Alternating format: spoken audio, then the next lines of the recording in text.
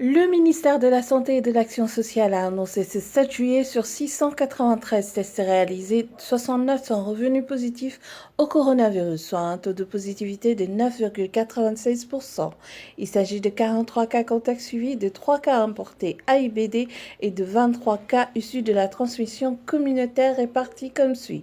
Touba 3, HLM 5, 2, Pikine 2, Dalifort 1, Bignona 1, Face des Lormes 1, Gataï 1, Cité Cœur d'Amel 1, Dalifort 1, Diourbel 1, Grand Yoff 1, Ouakam 1, Sangalkam 1, Kaolack 1, Khombol 1, Liberté 6 1, Thiès 1, Padoua 1 et au Parcelles Assainies 1.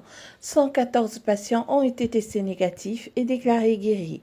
34 cas graves sont pris en charge dans les services de réanimation. Également, un nouveau décès lié à la COVID-19 enregistré. À ce jour, le Sénégal compte 7 547 cas positifs, dont 5 023 guéris, 137 décès et 2 386 encore sous traitement.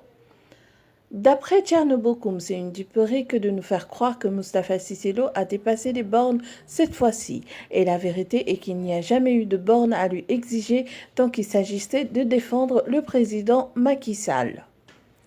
Toujours dans l'affaire Cissé Lo, le directeur général du Soleil a révélé les détails des audios de ce dernier. Intervenant hier sur la RFM, il nous apprend que les audios ne sont pas le fruit d'un montage. Ils sont authentiques et c'est à moi personnellement que Cissé Lo a envoyé ces audios sur mon WhatsApp. Au total, il m'a envoyé 10 audios le 29 juin dernier. Il m'a envoyé le premier vocal à 12h43 et les derniers à 3h05 le même jour.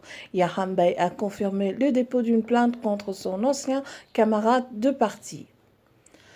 La douane a saisi plus d'une tonne de chanvre indien dans la région de Tambacounda. La valeur de la prise réalisée par les agents de Kumpentum est estimée à 86 millions de francs CFA. La drogue est cachée dans un camion malien qui convoyait des moutons vers Dakar. Les 2 trafiquants ont été arrêtés, renseigne le colonel Saliou Diouf de la Direction générale de la douane de Tamba. Au moins 10 personnes tuées dans une embuscade au Burkina Faso, 10 morts à Pensa au nord de Ouagadougou.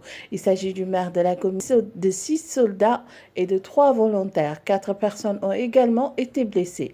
La première embuscade perpétuée par des individus armés non identifiés a visé lundi le convoi du maire de Pensa qui se rendait à Kaya, le chef-lieu de la région selon les sources sécuritaires. Le convoi était escorté par des volontaires pour la défense de la patrie. Toujours à l'international avec un fait insolite, un nouveau-né a été photographié au Vietnam serrant le stérilet contraceptif de sa mère, rapporte le Daily Mail. Le nourrisson pèse 3,18 kg et est en bonne santé. Un événement peu commun qui s'est déroulé à l'hôpital international de Haiphong. La rédaction de dakarmidi.net vous souhaite une bonne journée et vive le Sénégal.